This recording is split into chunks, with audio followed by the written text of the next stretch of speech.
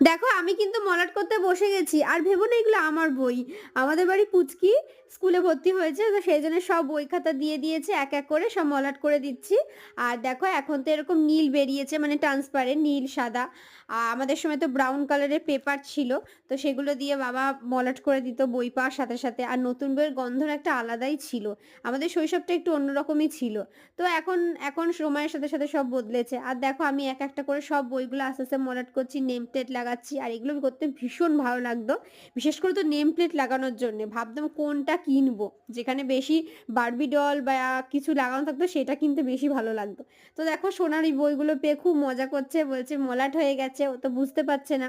তো যাই হোক, তো দেখা যাক সোমবার থেকে স্কুলে গিয়ে ওর রিঅ্যাকশনটা কি হয় ওটা নিয়ে আমরা বাড়ির সবাই একটু চিন্তিতই আছি যে কাঁদবে কি করবে কি জানি। তো আমার বইগুলো কিন্তু সব মলাট করা হয়ে গেল। তো চলো আজকের মতো টাটা সবাইকে, ভালো থেকো, সুস্থ থেকো। আসছি খুব তাড়াতাড়ি।